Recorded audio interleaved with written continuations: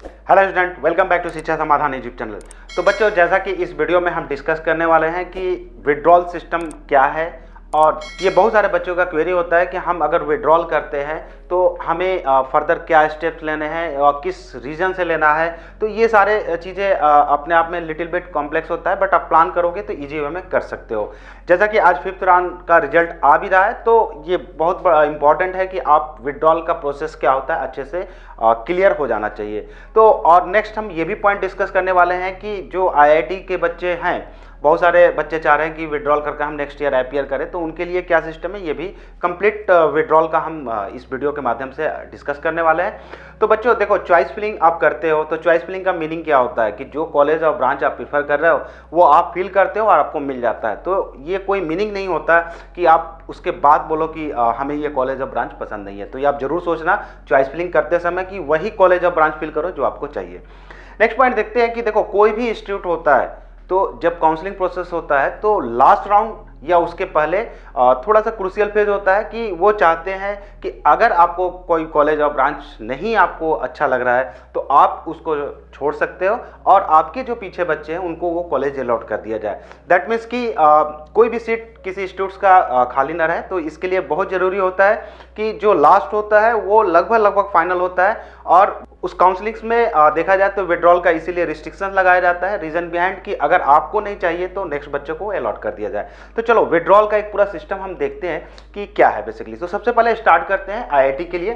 तो देखो, आईआईटी में जब आप विड्रॉल का पूरा प्रोसेस देखोगे तो देखो 5 राउंड और 6 राउंड। तो अगर कोई बच्चा राउंड 1 से लेकर राउंड 5 तक जो आपको अलॉटमेंट मिला है, ये लास्ट विड्रॉल है, तो आपको विड्रॉल कर लेना चाहिए अगर किसी रीजन से आप इंटरेस्टेड हो विड्रॉल करने के लिए, क्योंकि फर्दर आपको ये मौका नहीं मिलेगा। तो देखो, नेक्स्ट राउंड 6 में कोई बच्चा जिसको अभी तक नहीं मिला था आईआईटी और उसको फर्स्ट टाइम मिलता है, तो जरूरी नहीं है रिपोर्ट करना। मतलब अगर हम देखो, ध्यान रखो कि हम विड्रॉल से रिगार्डिंग बात कर रहे हैं। तो अगर कोई बच्चा फर्स्ट टाइम मिलता है, वो चाहता है कि हमें रिपोर्ट नहीं करना, हमें कॉलेज ब्रांच नहीं सही लग रहा है, तो उस केस में वो विड्रॉल कोई रिपोर्ट नहीं करना, क्योंकि देखो रिपोर्ट कर देते हो दैट मीन्स कि आप एडमिशन का प्रोसेस आगे बढ़ा देते हो, तो आप कुछ भी एक्शन नहीं लोगे। रिपोर्ट नहीं करना है तो आपकी सीट ऑटोमेटिकली कैंसिल हो जाएगी। नेक्स्ट देखो, राउंड 6 में ये है कि कुछ बच्चों का एनआईटी था, एनआईटी से आईआईटी हो गया। तो अगर फर्स्ट टाइम वो आईआईटी सिस्टम में जा रहा हो तो देखो, जो रिपोर्टिंग का प्रोसीजर होता है कि अगर आप आईआईटी से एनआईटी या एनआईटी से आईआईटी में जाते हो तो डुअल रिपोर्टिंग होती है। दैट मीन्स अगर चेंज होता है तो पर्टिकुलर ऑर्गेनाइजेशन आपका डॉक्यूमेंट रीवेरीफाई करती है। तो मान के चलो कि जैसे आपका एनआईटी अभी तक था और आपका सडनली चेंज हुआ और 6 राउंड में आईआईटी मिल गया, तो आप अगर रिपोर्ट करना चाहते हो तो ये डुअल रिपोर्टिंग होता है। तो अगर डुअल रिपोर्टिंग आप नहीं करते हो, जरूरी नहीं है, विड्रॉल के केस की बात कर रहा हूं मैं, कि अगर रिपोर्टिंग नहीं करते हो तो आपकी सीट कैंसिल हो जाती है। नेक्स्ट हम देखते हैं कि देखो, डुअल रिपोर्टिंग आईआईटी में जिसको भी मिला है मस्ट है। अगर आप चाहते हो कि इसको कंटिन्यू करना है फर्दर, तो आपको मस्ट है कि करना है। केवल विड्रॉल के केस में आपको जरूरत नहीं है रिपोर्ट करना। नेक्स्ट देखते हैं कि देखो, बहुत सारे बच्चे जैसे रिपोर्ट नहीं करते हैं। अगर आपको कॉलेज मिला रिपोर्ट नहीं करते हैं, या तो डेफिनेटली अगर आपका ऐसा प्लान है कि सीसेब राउंड में जाना है तो आप जा सकते हो, सीसेब राउंड में आप जा सकते हो। नेक्स्ट देखो, सबसे जो इंपॉर्टेंट है, अगर 6 राउंड, देखो 5th राउंड अभी बात किया हमने कि आप विड्रॉल कर सकते हो 5th राउंड तक। अगर फर्स्ट राउंड से लेकर 4 राउंड या 5th राउंड में भी कोई आपको आईआईटी मिला है तो विड्रॉल करने का ये लास्ट मौका रहता है। लेकिन देखो, कुछ बच्चे ऐसे हैं जिनका 6 राउंड में आया ही है फर्स्ट टाइम में, तो उनको क्या करना है बेसिकली, ध्यान देखो, आप एनेक्स्चर 9 ये फॉर्म आपको मिल जाएगा शिक्षा समाधान ऐप में, और आपको बिजनेस रूम में भी मिल जाएगा। तो क्या करना है, आपको फिल करना है, साइन करना है, अपने लॉगिन में इसको अटैच कर देना है, वहां पर अपलोड का ऑप्शन होगा। तो जब आप इसको अपलोड करोगे तो देखो ओटीपी का एक ऑप्शन आएगा, पहले ओटीपी आएगा, रीवेरीफाई का कि रियली आप विड्रॉल करना चाहते हो। और ध्यान रखो, क्वेरी भी आ सकता है, अगर किसी रीजन से कोई क्वेरी आती है तो आपको with in a time resolve करना है, और ये अथॉरिटी के ऊपर डिपेंड करता है कि आपके क्वेरी को एक्सेप्ट करना है या रिजेक्ट करना है। तो आप ध्यान रखना कि क्वेरी आता है और इसका आपको ध्यान रखना है कि विड्रॉल प्रोसीजर आपका एक्सेप्ट कर लिया गया है। तो देखो क्या होगा कि 2000 डिटेक्ट करने के बाद आपका पैसा रिफंड हो जाएगा। तो एक मेजर क्वेरी बन रहा था जो हमने अभी देखा, मोस्टली लोगों से बात भी किया कि 6 राउंड में क्या विड्रॉल कर सकते हैं नहीं कर सकते। आप कर सकते हो डेफिनेटली, आईआईटी सिस्टम में भी हो हो तो कर सकते हो। आप इस फॉर्म को अपलोड कर दोगे और OTP से वेरीफाई करोगे और आपका पैसा रिफंड हो जाएगा। तो ये आप यहाँ देख सकते हो कि राउंड 5 और राउंड 6 में जो विड्रॉल का प्रोसीजर है वो क्लियर होगा।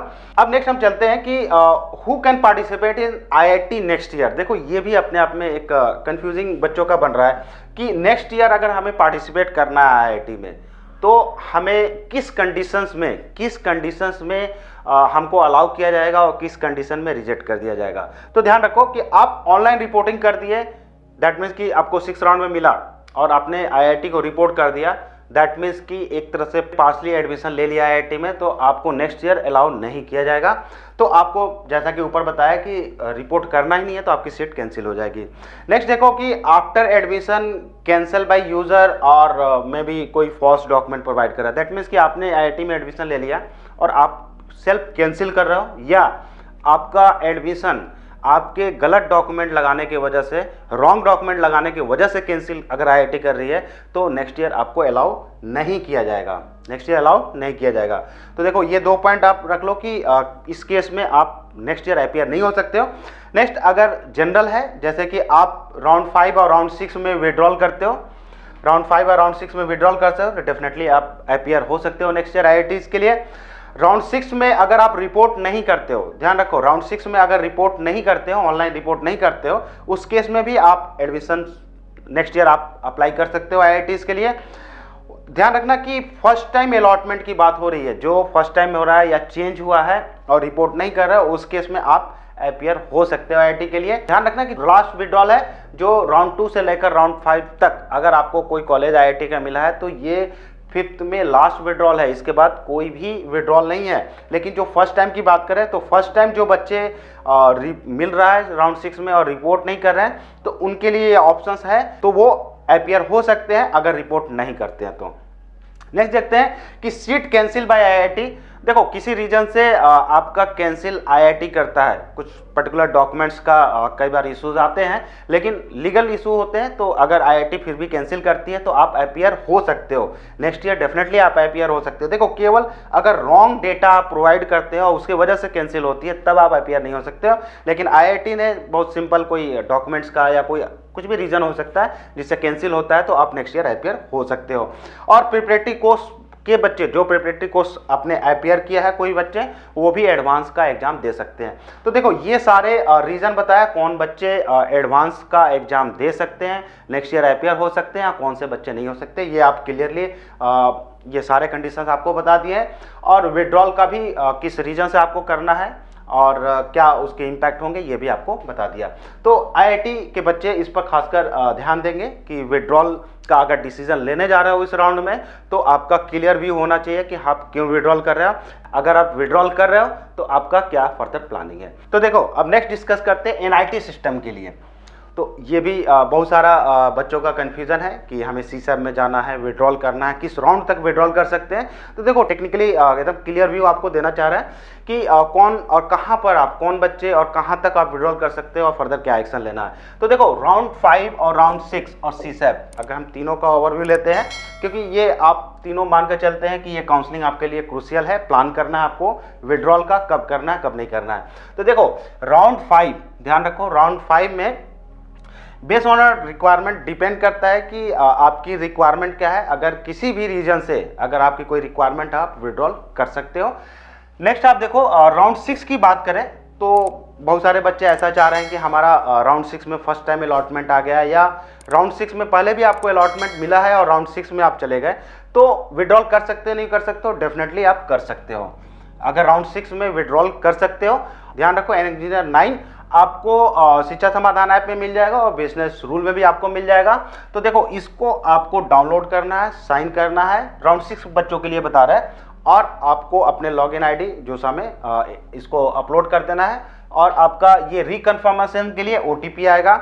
और ध्यान रखना आप भी कि क्वेरी आ सकता है, क्योंकि ज़रूरी होता है कि जो भी रिपोर्टिंग ऑफिसर हैं जो सके वो आपकी क्वेरीज को एक्सेप्ट करें, और कोई क्वेरी आती है आपका with in a time resolve करना है।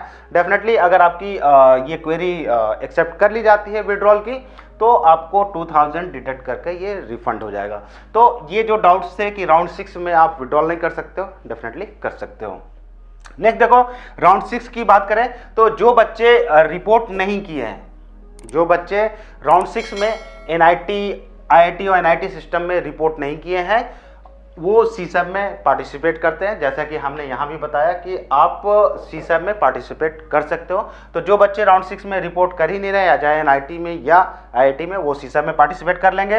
राउंड 6 में जो बच्चे पेमेंट नहीं कर रहे हैं, देखो लास्ट वीडियो में भी डिस्कस किया कि 40,000 और 20,000 सीट होल्ड करने के लिए है। अगर किसी रीजन से आपको एनआईटी का कॉलेज मिल रहा है 6 राउंड में और आप अगर ये अमाउंट पे नहीं करते हो तो आपकी सीट कैंसिल हो जाएगी और आप भी सीसैब में डायरेक्टली जा सकते हो। तो बच्चों देखो, एक सबसे बड़ा कंफ्यूजन है कि जोसा, सीसैब, इसमें जो आपके पैसे हैं वो कैसे मैनेज किए जाएंगे। तो जैसा कि आप सिंपल वे में समझ सकते हो कि ये जोसा का ही एक्सटेंशन है। अगर सीसैब का नाम आप अगर अभी रिमूव कर दो तो जो आपका जो स्पेशल राउंड हो रहा है सीसैब का, आप ये भी कर सकते हो कि जोसा का स्पेशल राउंड हो रहा है, तो आपके सारे डाउट्स क्लियर हो जाएंगे। दैट मीन्स जो राउंड 2 से लेकर राउंड 6 तक जो भी पैसा आप पे किए हो, वो ऑटोमेटिकली ट्रांसफर हो जाता है सीसैब राउंड्स में। आप सीसैब राउंड की काउंसलिंग के लिए एलिजिबल हो और 1500 ये लास्ट ईयर का डेटा है। हो सकता है अभी जोसा का अगर नोटिफिकेशन आएगा तो मे भी चेंज हो और मे भी सेम रहे।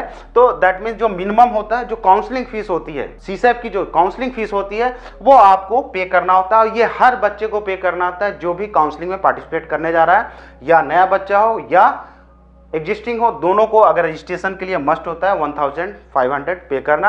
आप पे करने के बाद रजिस्ट्रेशन करते हो और चॉइस फिलिंग वगैरह का प्रोसेस, जैसा कि हमने बताया ही है, आप उसको प्रोसेस कर सकते हो। तो बच्चों बिल्कुल क्लियर रहो, राउंड 2 से लेकर राउंड 6 तक जितना भी आपने जोसा को पे किया है, उसके जो फर्दर राउंड है, सीसैब है, एक्सटेंशन राउंड है, इसमें आपका पैसा ऑटोमेटिकली ट्रांसफर होगा। और अगर आपने जो भी पैसा किया है, 35,000 किया है, 40,000 किया है या 15,000 किया है और 20,000 जो स्पेशल आप पे कर रहे हो अभी कैटेगरी के अकॉर्डिंग, आपको जब आप सीसैब में पार्टिसिपेट करोगे तो केवल और केवल ये अमाउंट पे करके रजिस्ट्रेशन करके काउंसलिंग कर लेनी है। तो आप पैसे के लिए बिल्कुल ही फ्री रहो। ये आपके एडमिशन का ही पार्ट होता है। जब फाइनल एडमिशन लेने जाते हो तो वो पैसा आपके एडमिशन फी में मैनेज किया जाता है। तो देखो, एक और कंफ्यूजन होता है सीसैब के लिए। तो सीसैब का हम देखते हैं। सीसैब का देखो, राउंड 1 में, सीसैब के राउंड 1 में जैसे आप काउंसलिंग करते हो और किसी जो सीट मिलता है, अगर आपको लगता है कि नहीं हमें एग्जिट हो जाना है, तो डेफिनेटली विड्रॉल करके आप एग्जिट हो सकते हो। तो ये शेयर रहो, राउंड 1 में एग्जिट कर सकते हो और आपका पैसा रिफंड हो जाएगा। लेकिन सीसैब जो राउंड 2 होगा, ध्यान रखो, राउंड 2 होगा, उसमें कोई भी विड्रॉल का ऑप्शन नहीं रहेगा। तो राउंड 2 में आपका विड्रॉल नहीं रहेगा। राउंड 1 में ही जो बच्चों को लगता है कि अब हमें फर्दर काउंसलिंग नहीं करनी है, वो एग्जिट हो सकते हैं। तो देखो बच्चों, जैसा कि हमने एनआईटी प्लस सिस्टम के लिए, सीसैब के लिए एक क्लियरली बता दिया कि विड्रॉल का क्या क्या कंडीशन हो सकता है, तो इस पर एक डिसीजन आप अच्छे से ले सकते हो। और जो आपका आईआईटी के भी बच्चे हैं, वो क्लियरली डिफाइंड रहे कि हमें विड्रॉल करना है तो किस पर्पज से करना है, और साथ में कौन कौन से एलिजिबल हैं, ये सारा एक्सप्लेन कर दिया है। और बच्चों सबसे इंपॉर्टेंट है, देखो विड्रॉल का जो सिस्टम होता है ना, ये बहुत ही क्रूशियल होता है। तो मैं आपको सजेस्ट करूंगा कि जो आईआईटी और एनआईटी के जो बिजनेस रूल है, एक बार आप जरूर रिफर कर लेना। आपके डिसीजन मेकिंग में बहुत जरूरी है कि आप क्लियर रहो। इसमें ऑलरेडी एक्सप्लेन किया हुआ है, बट बिजनेस रूल को भी आप जरूर रिफर कर लेना। उसके बेस पर आप डिसीजन करना कि फर्दर आपको क्या प्लान करना है, और आपकी प्लान भी अगर है कहीं और आपने एडमिशन लिया है, तो ये सारे कैलकुलेशन आपको करने होते हैं। तो होप ये वीडियो अच्छा लगा होगा, तो आप इसको लाइक और शेयर कीजिए और हमारे चैनल को जरूर सब्सक्राइब कीजिए। तो बच्चों, इस वीडियो में हमने विड्रॉल के सारे पॉइंट्स, चाहे आप आईआईटी एनआईटी, उसके पॉइंट्स को कवर कर दिया है। और होप कोई आपके फर्दर कोई कंफ्यूजन ना होंगे, आप इजीली डिसाइड कर सकते हो, डिसीजन ले सकते हो, प्लान कर सकते हो। और बच्चों, फिर भी अगर क्वेरी कोई होता है, तो आप शिक्षा समाधान ऐप में जाओ, होम स्क्रीन पर आस्क योर क्वेरी है, आप अपने क्वेरी को भेजो और हमारी टीम जरूर आपको हेल्प करेगी। Thank you. शिक्षा समाधान, simplifying admission process. Download the app now.